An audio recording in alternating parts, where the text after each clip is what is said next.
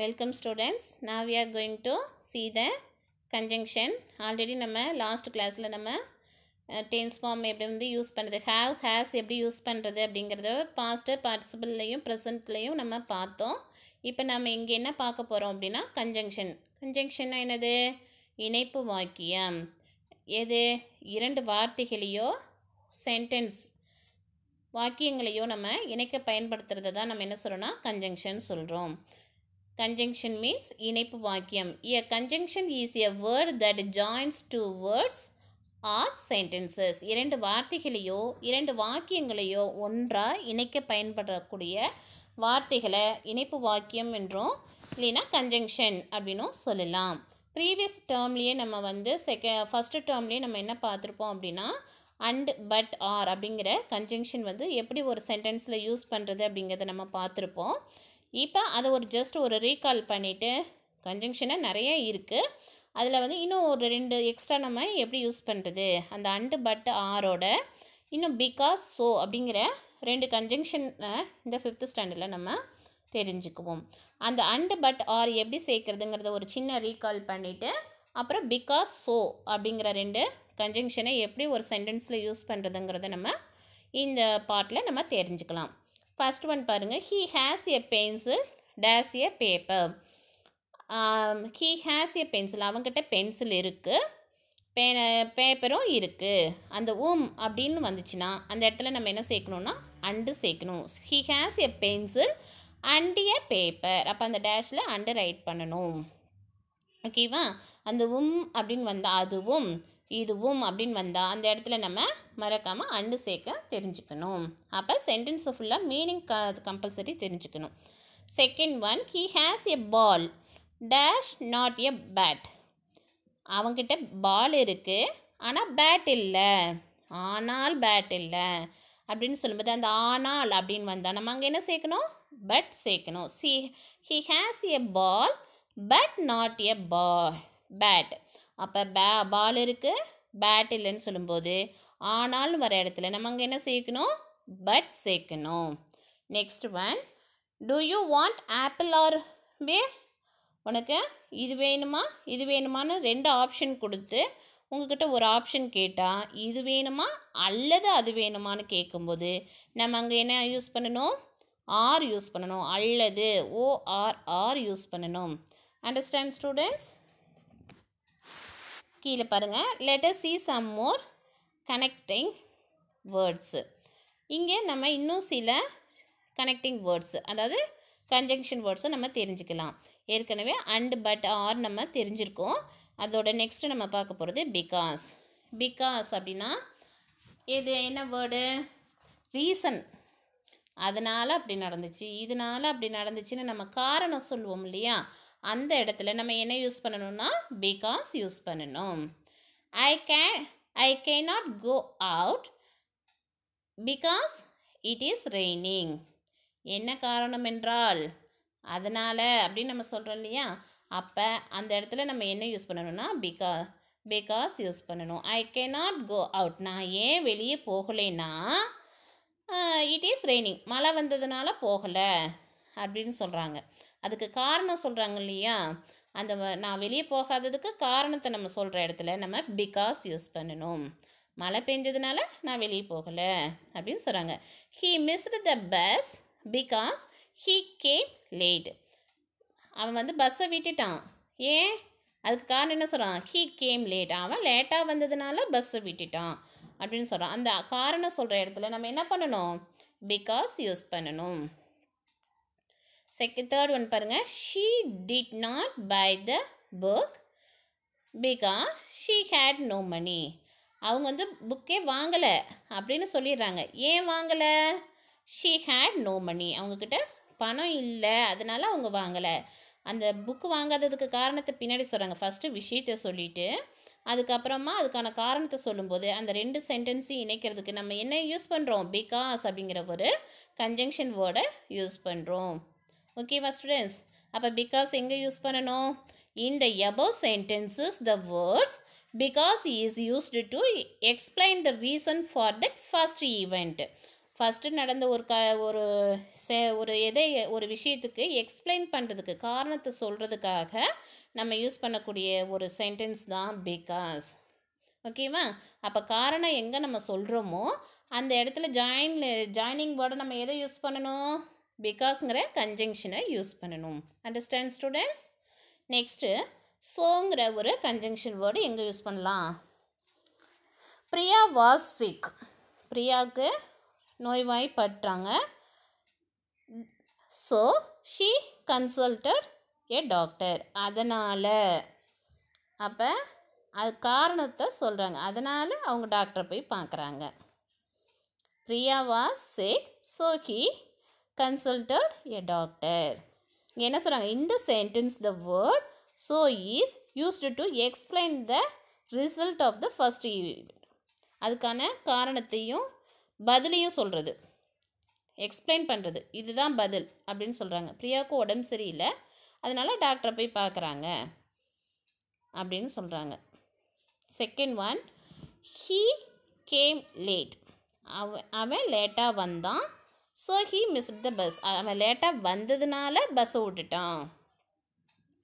She had no money so she did not buy the book. She had, அவகிட்ட money இல்லை, அதனால் என்ன பண்ணுறாங்க? அதனால தான் என்ன பண்ணுறாங்க? புக்கு வாங்க முடியல. இதுதான் ஆன்சர் அப்படின்னு சொல்கிறாங்க. அவர்கிட்ட காசு இல்லை, அதனால் புக்கு வாங்கலை. ஃபஸ்ட்டு கொஸ்டின் கேட்குறாங்க, இதை சொல்லிவிட்டு அதை சொல்கிறாங்க. புக்கு வாங்க முடியல அப்படின்னு சொல்லிவிட்டு அதுக்கான பதிலை சொல்கிறாங்க. இதில் ஃபஸ்ட்டு எடுத்தோன்னே என்ன பண்ணுறாங்க? இதுதான் பதில் அப்படின்னு சொல்லிவிட்டு அந்த ரிசல்ட்டை முன்னாடியே எக்ஸ்பிளைன் பண்ணிடுறாங்க.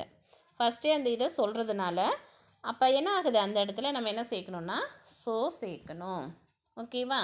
இந்த பக்கம் பார்த்தீங்கன்னா புக் பேஜ் நம்பர் 107ல் மேட்ச் த ஃபாலோயிங் இருக்குது. கரெக்டாக நம்ம மேட்ச் பண்ணணும். The cat was hungry.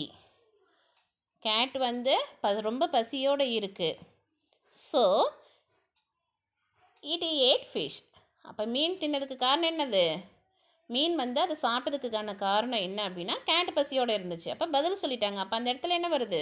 So அது பசியால் இருந்ததுனால இதை சாப்பிட்ருச்சு, மீனை சாப்பிட்ருச்சு அப்படின்னு சொல்லும்போது so it ate a fish தான் answer.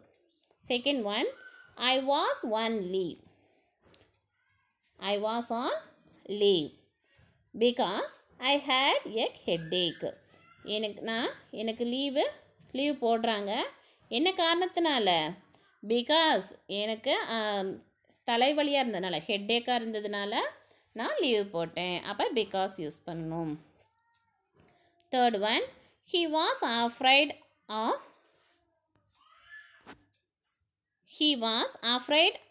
The dog. He was afraid of the dog. அப்போ அந்த டாக் ரொம்ப அஃப்ரைடு, ரொம்ப இதாக இருந்தது. எதுக்கு? ஸோ ஹி ரேன் அவே, ரொம்ப வேகமாக ஓடினதுனால அப்படின்னு சொல்லும்போது அதை ரைட் பண்ணிக்கணும். Fourth one, she went home early. அவங்க வீட்டுக்கு சீக்கிரமாக போகணுன்னா because she had to attend the function. ஏன் அவங்க வீட்டுக்கு வேகமாக போகிறாங்க?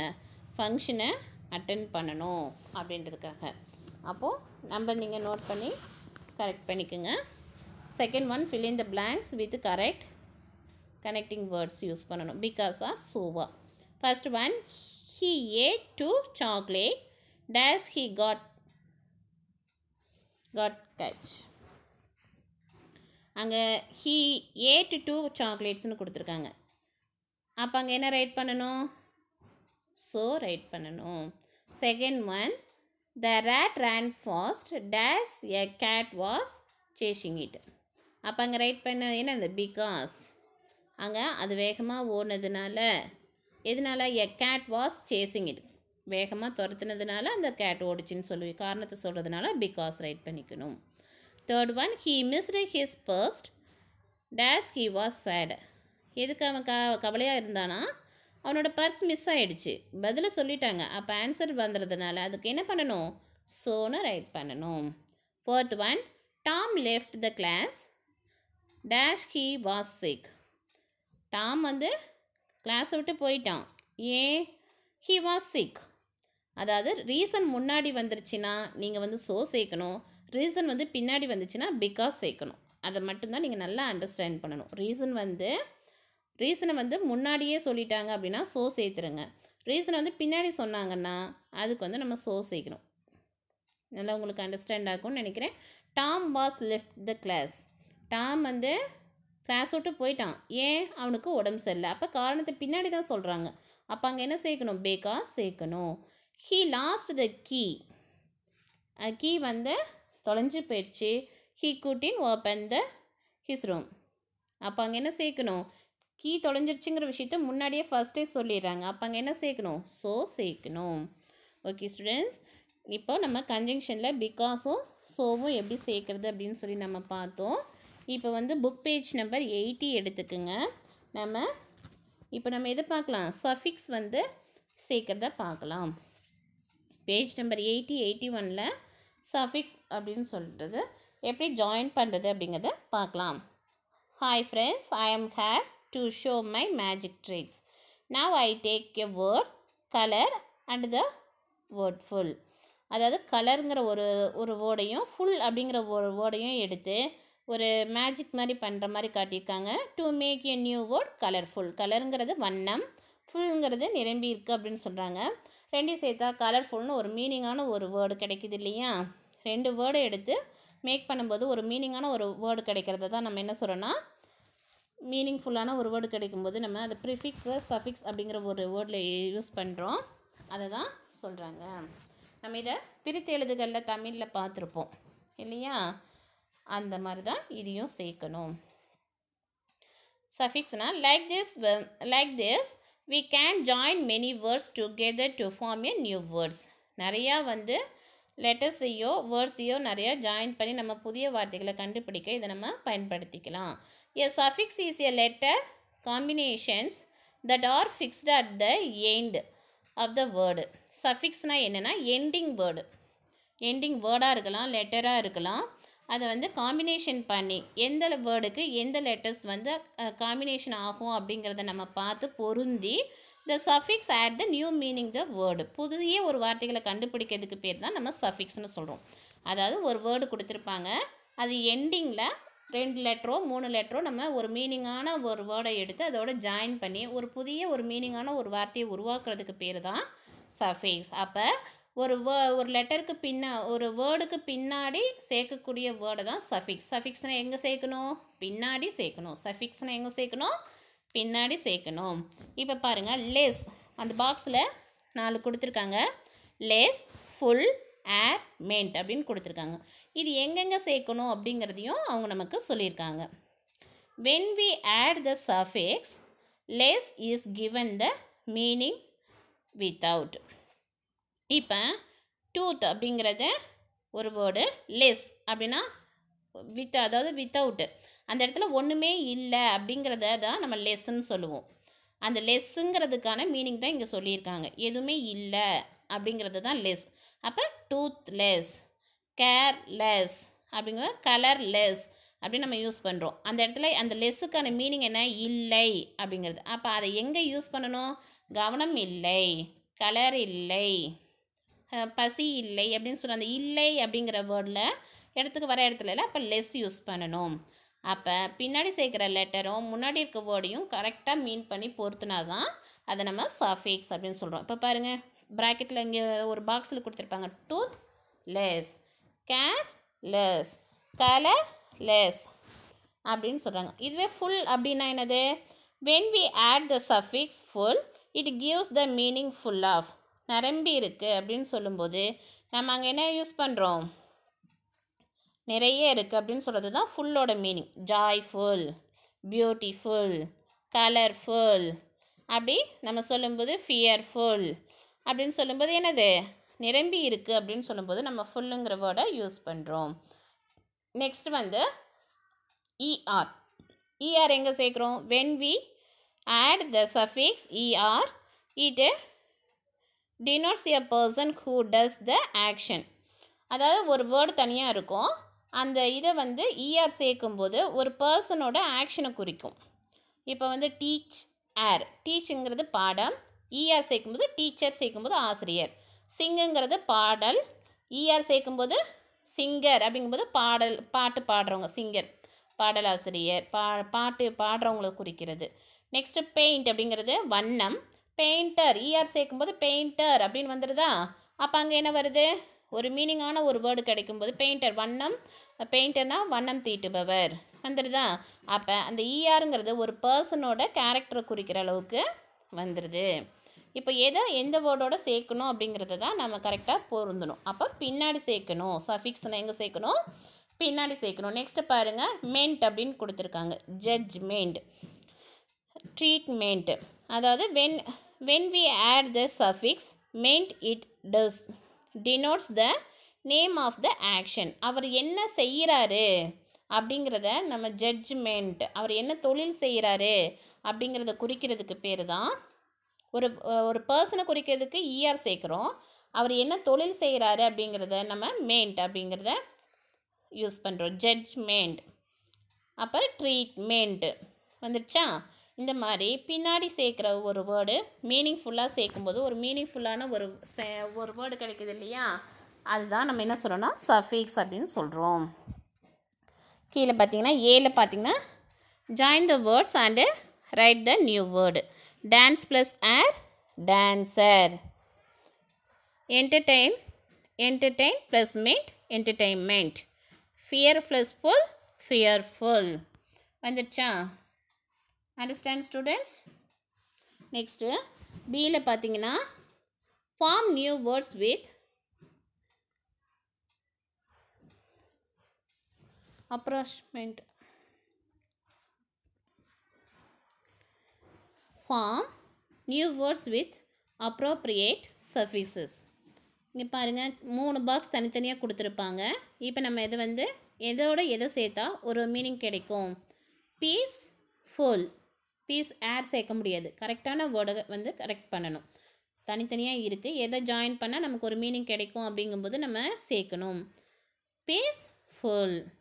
டிரைவோட எதை சேர்க்கணும்? டிரைவ் லெஸ் சேர்க்க முடியாது. அப்போ டிரைவ் ஏர் டிரைவர், அவரோட ஒர்க் வந்துடுது. நெக்ஸ்ட்டு பார்த்தீங்கன்னா இங்கே என்ன கூட rest less, restless. Government. C பாருங்கள் அதே மாதிரி தான் நமக்கு கொடுத்துருக்காங்க. அப்புறம் இப்போ சியில் add appropriate suffix to each word with the clues given. Make something better. அந்த குழு மட்டும் கொடுத்துருக்காங்க. நம்ம அதுக்கான இதை என்ன பண்ணணும்? கண்டுபிடிக்கணும். மேக் சம்திங் பெட்டர் அப்படின்னா இன்னும் கொஞ்சம் நல்லா செய்யலாம் அப்படின்னா என்ன சொல்லலாம்? டெவலப்மெண்ட்.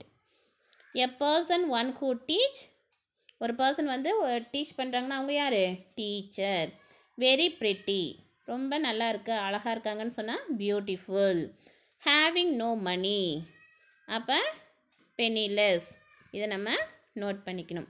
ஓகே ஸ்டூடெண்ட்ஸ், இன்றைக்கி நமக்கு இதில் எல்லாமே உங்களுக்கு புரிஞ்சிருக்கும்னு நினைக்கிறேன். லாஸ்ட்டில் book page number 115 I can டூன்னு இந்த லெசனில் நம்ம பார்த்தது எல்லாமே இங்கே இருக்கும். அதை ஒரு தடவை நம்ம ரீகால் பண்ணிக்கலாம். பேஜ் நம்பர் 115 பாருங்கள். பியில் write the words with same meaning for the following picture. 3 box கொடுத்துருக்காங்க. Fast afraid train. ஃபியர் அப்படின்னு கொடுத்துருக்காங்க. ஃபியர்னால் என்ன பண்ணுறது? பயப்படுறது. அது இன்னொரு வார்த்தை என்ன சொல்லலாம்? அஃப்ரைடு. Next practice. ப்ராக்டிஸ் இன்னொரு வேர்டு என்ன சொல்லலாம்? ட்ரைனிங் இல்லையா? ட்ரைனிங் சொல்லுவோம் இல்லையா? அந்த ட்ரெயினை ரைட் பண்ணிக்கோங்க. நெக்ஸ்ட்டு ஸ்பீடு இன்னொரு வேர்டு என்ன சொல்லலாம்? ஃபாஸ்ட். அப்போது ஃபாஸ்ட்டுன்னு சொல்லலாம். சி பாருங்கள், write the opposite for the following pictures. அங்கே இருக்க பிக்சர்ஸ்க்கு நம்ம ஆப்போசிட்ஸ் நம்ம சொல்லணும். ஓல்டோட ஆப்போசிட் யங். பிரேக் அதோடது ஃபிக்ஸ். Next fair near. ஓகேவா? Next swimming. உங்களுக்கு போயம் இப்போ 2 போயம் மெமரி பண்ணிக்கோங்க. Match the correct rhyming word. Nature, creature, bird, heard, face, race. Complete the sentence using the connecting words. Because so நம்ம எப்படி use பண்ணுறதுன்னு பார்க்கணும். First one, I worked hard days I God promotion. நான் ஒர்க்கை heart பண்ணேன், அதனால் எனக்கு promotion கிடச்சிது. ஃபஸ்ட்டு விஷயத்த சொல்லிட்டாங்க, அதனால் எனக்கு ப்ரமோஷன் கிடச்சிச்சின்னு சொல்லும்போது அங்கே ஸோ யூஸ் பண்ணணும். Second one I was late. நான் லேட்டாக வந்தேன். ஏன் காரணத்தை பின்னாடி சொல்கிறாங்க. There was a heavy traffic. அப்போ ஏனென்றால் அப்படின்னு சொல்லும்போது அங்கே பிகாஸ் யூஸ் பண்ணணும். I was late because there was a heavy traffic. அப்போ பின்னாடி சொல்லும்போது நம்ம அங்கே பிகாஸ் யூஸ் பண்ணணும். Third one I missed the bus. நான் பஸ்ஸை விட்டுட்டேன். விஷயத்தை முன்னாடியே சொல்லிட்டாங்க. So I took a taxi. அதனால் நான் டாக்ஸியில் வந்தேன் அப்படின்னு சொல்கிறாங்க. என்ன ஸ்டூடெண்ட்ஸ், இப்போது மிஸ் சொன்ன எல்லாத்தையும் நீங்கள் புக் பேக்காக ரைட் பண்ணிக்கோங்க. நீங்கள் எழுதின எல்லா புக் பேக்கையும் இந்த தடவை நீங்கள் நோட்லேயும் காப்பி டவுன் பண்ணிவிட்டு என்ன பண்ணணும், நீட்டாக அழகாக ரீட் பண்ணி ரைட் பண்ணிக்கோங்க, அண்டர்ஸ்டாண்ட் பண்ணிக்கோங்க. Okay students, we will meet next revision part. Thank you students.